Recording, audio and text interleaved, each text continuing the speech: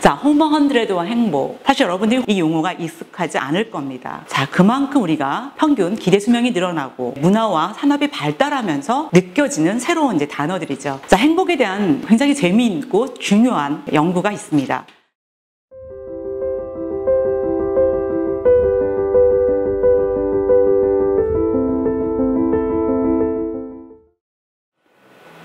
안녕하세요. 김선영 교수입니다.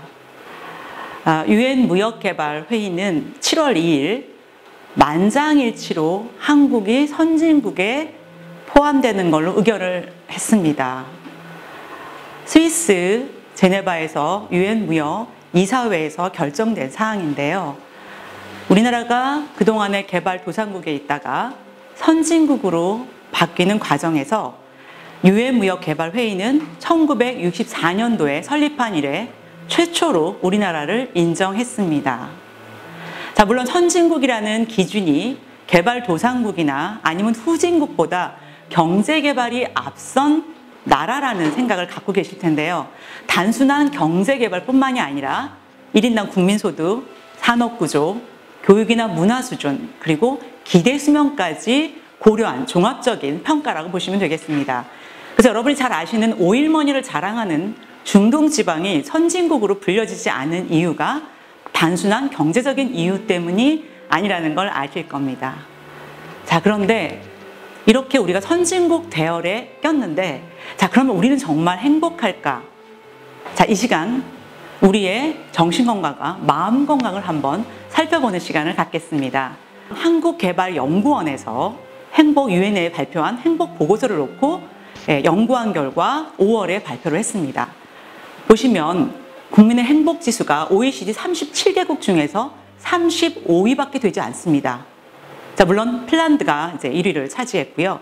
우리나라 밑으로는 터키와 그리스가 있습니다.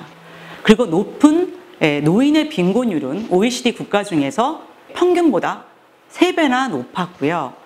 더 이제 저희 충격적인 건 뭐냐면 유니세프에서 발표한 어린이 웰빙 지수를 보게 되면 신체 건강이나 그 다음에 학습 능력은 우리나라가 굉장히 상위권에 들었습니다.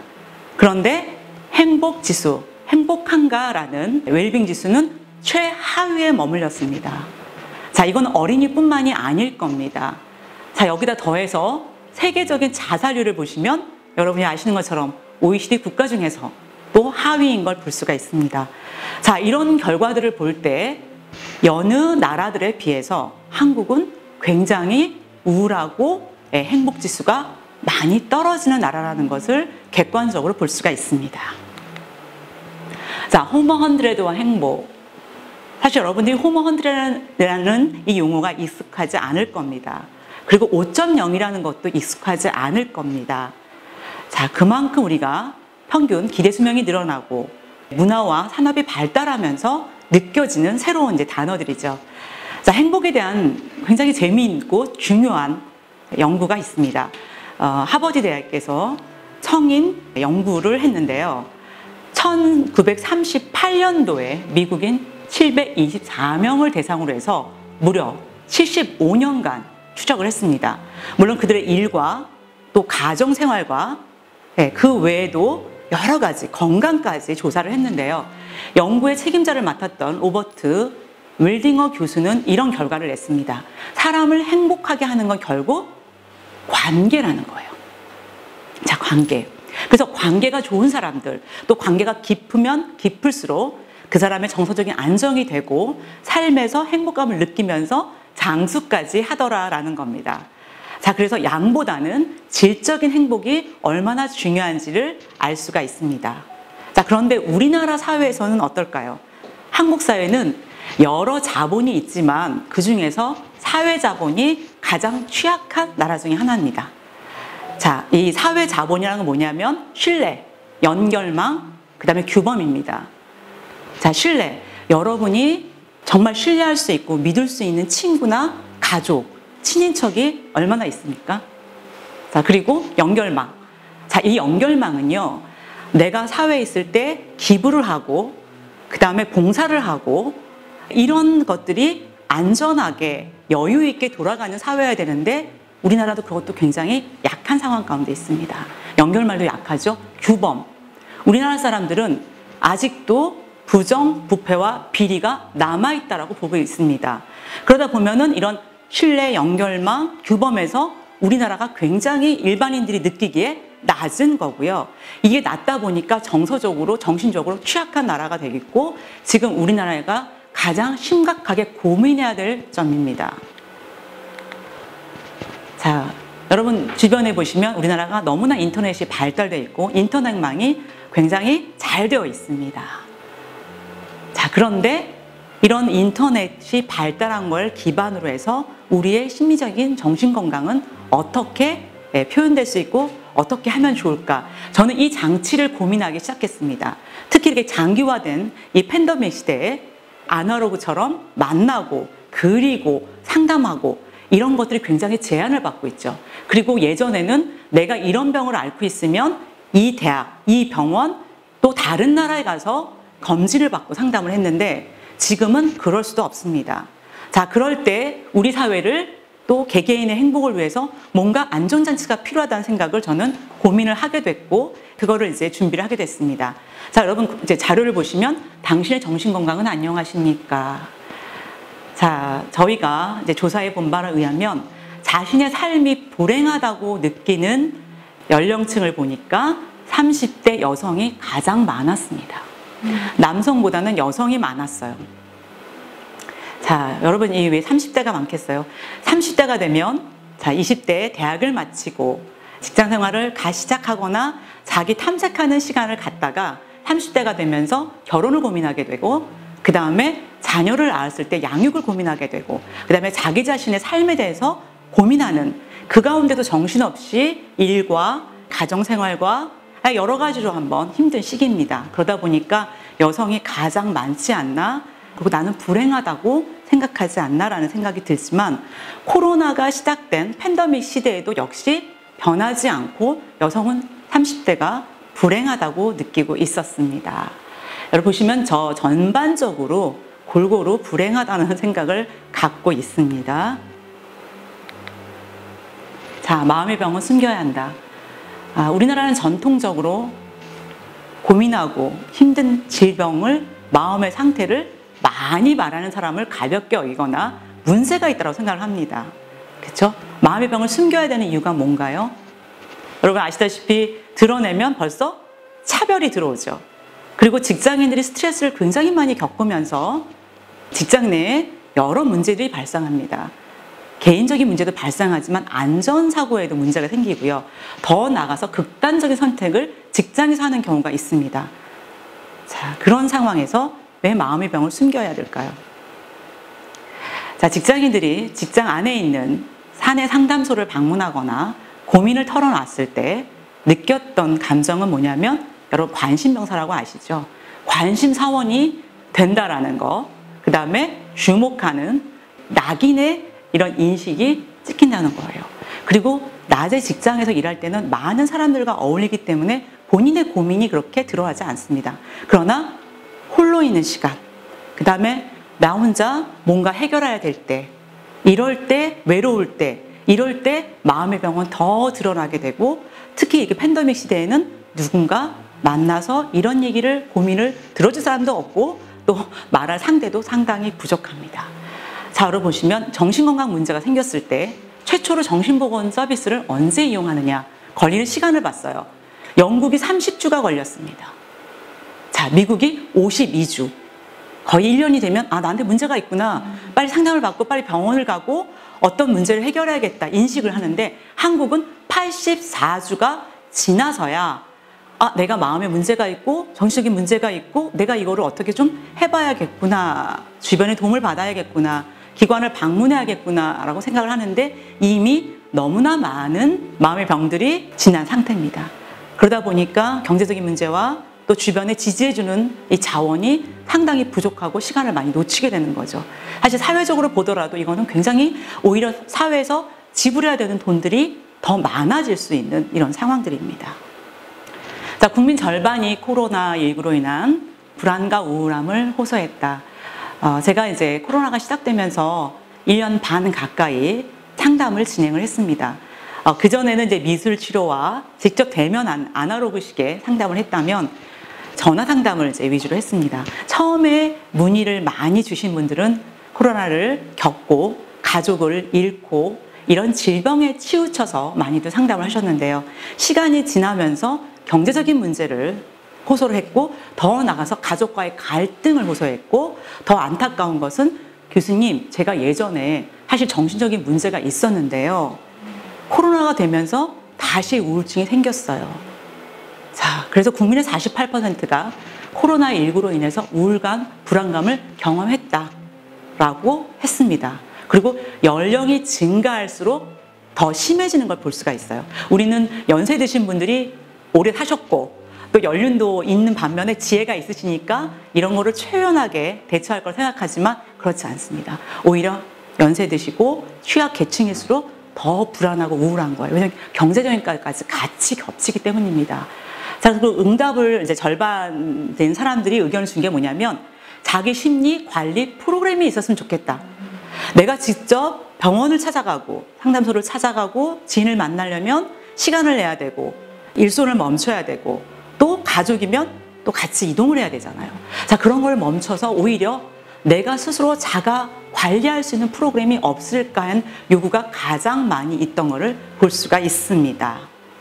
자, 그래서 제가 많은 고민을 하다가 자, 그러면 제가 할 수 있는 일이 무엇인가? 많은 분들은 저를 미술치료 교수라고 알고 계시죠. 그리고 트라우마 전문가라고 알고 계십니다. 왜냐하면 미술치료로 많은 사람들의 상담을 통해서 아픔을 치유해 왔고요. 또 병원에 근무하면서 다양한 환자와 내담자를 봤습니다. 자, 그런데 이거를 시간과 지역과 또 환경과 상관없이 국내뿐만 아니라 해외에 거주하는 우리 국민들까지 다 아우르려면 정확한 근거에 의한 이 프로그램이 디지털화 되어야겠다라고 고민을 하면서 플랫폼을 만들었습니다. 제가 지금 있는 곳에서는 디지털 치료제란 헬스케어 안에 치유하는 치료제를 만들지만 그 치료제가 만드는 기간이 굉장히 오래 걸립니다. 임상도 해야 되고 논문을 써야 되고 많은 과정을 거치기 때문에 또 국가기관에서 이거에 대한 검증도 필요합니다. 자, 그러면서 저희가 만든 이 플랫폼은요. 여러분 전문 의약품이 있는가 하면 약국에서 손쉽게 응급으로 처치로 사는 의약품이 있습니다. 그래서 저희가 이번 플랫폼을 만들면서 누구나 다 한번 체크할 수 있는 플랫폼을 만들어야겠다라고 해서 이제 만든 장치인데요. 첫 번째는 스마트폰으로 자기를 진단합니다. 네, 내가 우울이 몇 점이지? 해서 스스로가 자가 진단을 하는 거죠. 자, 그리고 맞춤 솔루션을 제공하고 자, 그러면 내가 병원에 갈 정도는 아니야. 자, 상담을 받아야 될 정도는 아니야. 내가 스스로 평소에 관리를 잘하면 좋겠어. 라고 해서 셀프 테라피를 제공합니다. 그리고 마지막으로 나의 상태는 굉장히 심각하고 또 심각하지 않더라도 나는 전문 상담가를 서울에 가지 않아도 대도시에 가지 않아도 내가 있는 곳에서 연결하고 싶어 라고 해서 상담사 연결을 했습니다. 자, 그리고 어떤 질환을 중심으로 했냐면 한국 사회와 한국인이 가장 많은 관심을 갖는 분야를 선정했습니다. 여러분 우울증 다 누구나 겪고 계시죠? 그리고 스트레스 누구나 있습니다. 스트레스가 직무 스트레스도 있을 수 있고요. 또 다양한 스트레스가 있을 수 있습니다. 그리고 불안 없는 분 안 계시죠? 또 어린아이부터 노인에 이르기까지 다 가지고 있습니다. 최근에 한국 사회는 공황장애도 상당히 많이 앓고 있습니다. 많은 연예인들이 공황장애로 인해서 많이 힘들었던 것들을 얘기하면서 일반인들도 공황장애에 대해서 많이 관심을 갖게 됐고요. 그 다음에 트라우마가 있습니다. 자, 그리고 분노가 있고요. 중독이 있습니다. 스마트폰 중독부터 시작해서 게임 중독, 더 나아가서 도박 중독이 있습니다. 그리고 자살 예방입니다. 사실 이 앱이 만들어지기 전에 제가 자살예방협회에서 5년 동안 연구를 하면서 청소년을 만난 기억이 있는데요. 청소년들이 자살을 시도해서 자살 실패라기 뭐하지만 실패한 다음에 깨어났을 때 그들이 하는 얘기가 있습니다. 교수님, 제가 자살하고 싶다고 학교에 얘기를 하나요? 부모님께 얘기하나요? 고민하다가 저도 자살을 선택했습니다. 근데 마지막 자살하기 전에 충분히 내 이야기를 들어주고 상담해 줄 수 있는 분이 계시면 얼마나 좋을까요? 저는 여기서 굉장히 충격을 받고 이런 스스로가 체크하고 상담할 수 있고 하는 손쉬운 앱이 있어야겠구나라는 생각을 했습니다. 여러분, 지금 스마트폰은 뭐 누구나 일상에서 가장 중요한 친구죠. 그리고 ADHD, 요즘에 이제 우리나라도 ADHD가 지금 뭐 미국보다 더 심하다는 얘기가 있을 정도로 굉장히 많은 아이들이 ADHD라는 이런 이제 질병을 갖고 있습니다. 또 노인들의 치매가 되기 전에 경도인지 장애가 있고요. 또 4명 중에, 뭐 5명 중에 한 분은 암 환자라고 하죠. 그만큼 암을 수술하고 생존율이 이제 괜찮아졌을 때 자기 관리를 어떻게 해야 되느냐, 남은 생을 어떻게 잘 보낼 수 있을까라는 거, 뭐 그 외에 또 요즘에 또 장애 아동들과 장애인들을 위한 복지를 위한 또 서비스 프로그램을 넣습니다. 그래서 이거는 뭐 특정 계층이 아니라 누구나 다 체크할 수 있고 항상 한번 자기 그 혈당 체크하듯이 여러분들이 또 맥박 체크하듯이 손쉽게 체크할 수 있도록 설계를 했습니다. 자, 그동안에 음지에 있었던 쉬쉬하던 이런 정신건강 분야를 드러내놓고 본인이 나와서 그 다음에 상담을 받고 자가 진단을 하면서 상담하는 이제 전문가를 만나는 이제 이 컨셉인데요. 여러분 그 피카츄라고 저희 아이 어릴 때 보시면 이제 빵을 사 먹고 스티커를 모으기 위해서 했던 이제 캐릭터들이 있습니다. 자, 그런데 이게 이제 진화를 해서 여러분 아시죠? 포켓몬을 잡기 위해서 사람들이 다 뛰어다니고 있었습니다. 자, 일본의 이 캐릭터가 진화해서 제가 일본에 학회에 갔을 때 이 캐릭터를 찾기 위해서 히코모리라는 은둔형 외톨이가 공원에 나오기 시작하고 또 많은 의학지와 연구 보고서를 보니까 이걸 잡기 위해서 아이들이 병원에서 나오다 보니까 병원 생활이 즐거워지고 그리고 이걸 통해서 우울증이 사라지고 이런 일들이 벌어지고 있습니다. 자, 여러분 이게 굉장한 변화죠. 사실 질병을 치료한다는 자체는 뭐냐면 관계예요. 자, 내가 복약을 잘 했고 약을 잘 제때 먹었고 그 다음에 내가 건강하고 여기 식이요법을 하고 운동을 했더니 하나하나 좋아지니까 주변이 다 좋아하고 칭찬을 받는다. 이러면서 더 열심히 사람들은 치유를 하는 거거든요. 그래서 결국은 이런 어떤 질병도 관계 속에서 성장하는 겁니다. 자, 그래서 여러분들 이걸 보시면 이런 것들을 하나하나 극복하고 밝아질 때 자기도 좋아지지만 주변에서도 상당히 좋아지게 되기 때문에 이런 이제 처치할 수 있는 이런 제도가 장치가 필요한 거죠.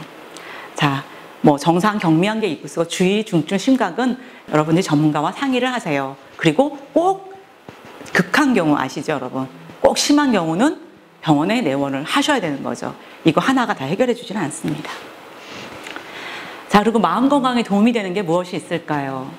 명화도 있을 수 있고 음악도 있을 수 있고 운동도 있을 수 있고 다양한 요법들이 있습니다. 그러나 이것들이 프로그램이 이제 되려면 정확한 근거가 있어야 됩니다.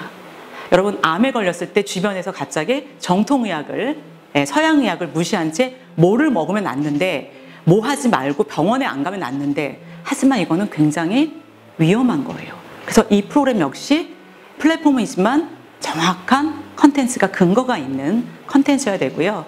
그리고 이걸 통해 따라했을 때 점점 좋아지는 효과가 있어야 됩니다. 작지만 이 작은 것들이 이제 그 큰 역할을 할 수 있는 거죠. 자, 시장이 5.0 도래했습니다. 과거에는 뭐 여러 상황이었지만 이제는 영혼을 살피는 시대가 됐는데 우리 사회는 너무나 빠른 디지털화가 되어 있습니다. 자, 이럴 때 우리가 이 아날로그가 원하는 게 뭐냐면 이렇게 빨리 돌아가는 디지털 세상에 인간의 가장 본연은 뭐예요? 휴머니티한, 휴먼이 중심이 되는 이런 세상을 바라게 됩니다. 벌써 이미 팬데믹이 장기화되면서 후기 물질주의와 정신세계의 문은 열려 있고요. 의식 있는 소비자가 기업을 바뀌게 되죠. 그리고 이 호모 100를 단 한 번도 경험해 보지 못한 우리 인류는 정신의 불평등이라는 이런 용어와 이런 상황을 맞닥뜨리게 되어 있습니다. 그래서 굉장히 혼란스러운 상태가 됐습니다. 그래서 여러분이 아마 여러분 스스로가 느끼실 거고 주변에서 아마 평소 때 보지 못했던 이런 일들이 계속 일어나고 우리 사회뿐만 아니라 국가 간에도 일어나고 있습니다. 그리고 이제 이 시기가 지나게 되면 또 어떤 문제가 우리에게 도래할지 모릅니다. 자, 그런데 중요한 게 있습니다. 저는 마음을 치료하는 일을 하고 있습니다. 자, 제가 하는 일들이 새로운 디지털화된 게 아니라 미술 치료를 하고 국내외적으로 마음이 아픈 사람을 트라우마를 치유하는 일에 IT가 녹아났을 뿐입니다. 기존에 아날로그만 했던, 직접 만나야 됐던 이 상황에 이제는 IT를 통해서 더 많은 사람에게 공급할 수 있는 기회를 준다고 생각하면 되실 겁니다. 그래서 인간이 가장 아날로그적인 이 심리 상태 분야의 최첨단 AI가 인간의 헬스케어를 위해 헌신하도록 설계하는 일이 제가 할 일입니다. 예. 제목을 보시면 헌신하다고 해서 제가 헌신하는 걸로 많이들 생각하시는데, 물론 저도 헌신을 할 거지만 중요한 건 이 헬스케어가 우리에게 도움을 줄 수 있도록 설계하는, 헌신하게 만드는, 인간이 주체가 되는 이런 작업을 하는 게 저고요. 그 다음에 이런 일들은 결국 병원이라는 의료인으로서 그 현장에서 꿈꾸는 저의 목표고, 더 나아가서 사람의 마음을 어루만지는 치료 전문가의 입장에서 사명이고 기쁨이기도 합니다. 네. 짧은 시간 디지털 헬스케어에 대해서, 또 저에 대해서, 또 앞으로의 우리 팬데믹 시대에 우리가 이제 정신건강과 마음건강을 어떻게 관리하는에 대해서 말씀을 드렸습니다. 경청해 주셔서 감사드리고요. 여기서 제 강의는 마치도록 하겠습니다. 감사합니다.